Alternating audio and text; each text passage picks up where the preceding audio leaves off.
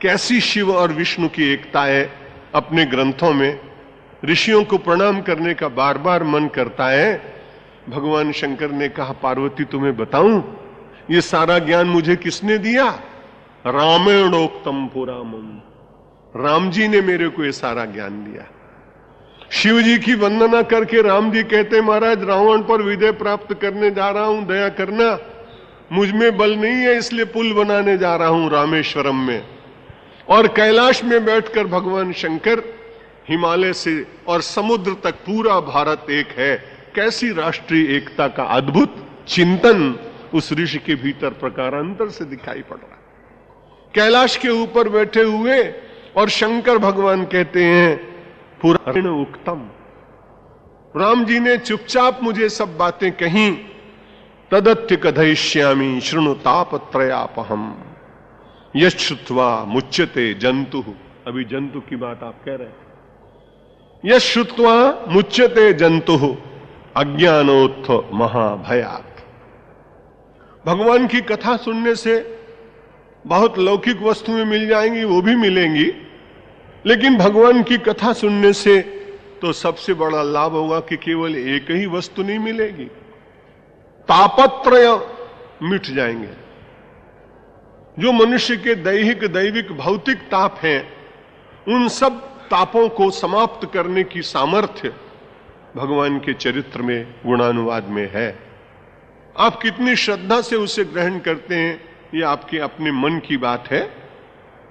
तो उन्होंने कहा कि यह श्रुत्वा, जिस कथा को सुनने से, जिसके चरित्र सुनने से मुच्यते जंतु अज्ञानोत्थ महाभयात्, अज्ञान से उत्पन्न होने वाला भय जो जंतुओं के मन में जागृत होता है, जो जड़ता और बद्धता में जीवन जी रहे हैं, उन्हें अपने को मनुष्य कहने का अधिकार मिला ही कहां? वो तो केवल आकृति है उनकी मानव की, और मानव की आकृति में तो 4 अरब लोग जी रहे हैं। वे वास्तव में कोई कहता नहीं और कहना भी नहीं चाहिए शिष्टाचार के नाते, उनमें से अधिकांश लोग तो जंतुवत जीवन जी रहे हैं।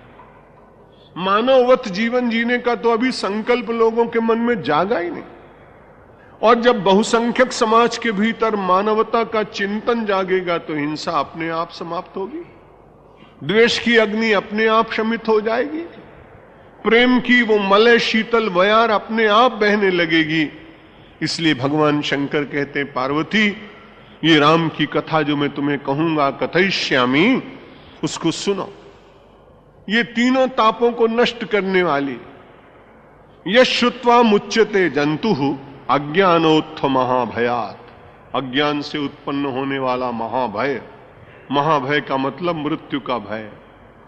प्रत्येक पल व्यक्ति सोचता रहता है मृत्यु के संबंध में, कुछ न कुछ विचार आदमी के मन में आते रहते हैं, उनसे डरता भी है। यद्यपि वो अपरिहार्य है तो भी व्यक्ति इतने प्रयत्न करता है कि वो उससे बचने का यत्न करता रहता है। और उसके बाद फिर कहा कि ये तो ठीक बात है, लेकिन कुछ लोग ऐसे भी तो होंगे कि जिनको मोक्ष नहीं चाहिए, ज्ञान नहीं चाहिए, तो उनको कुछ लाभ होगा क्या? पार्वती जी हम सब लोगों का ध्यान रखते हुए पूछ रही हैं, क्योंकि हम सब लोग बड़े सकाम लोग। इसलिए उन्होंने कहा कि अच्छा, जिन लोगों को मोक्ष चाहिए, अज्ञान से उत्पन्न होने वाले महाभय की निवृत्ति चाहिए, उन्हें तो वो चिंतन मिलेगा कि मैं अविनाशी हूं, मुझे कोई मार ही नहीं सकता।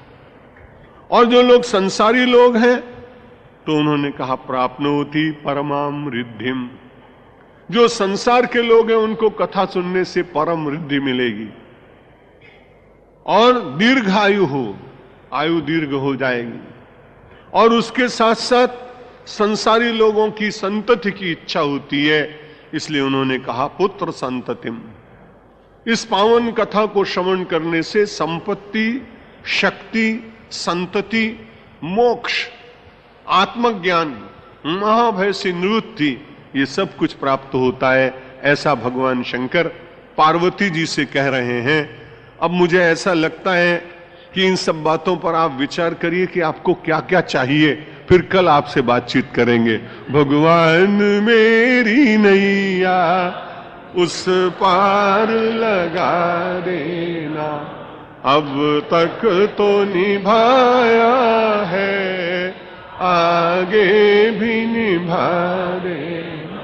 दल बल के साथ माया घेरे जो मुझे आकर, तो देखते न रहना, झट आके बचा लेना। भगवान मेरी नैया उस पार लगा देना। संभव है झंझटों में मैं तुमको भूल जाऊं, पर नाथ कहीं तुम भी मुझको न भुला देना। भगवान मेरी नैया उस पार लगा देना।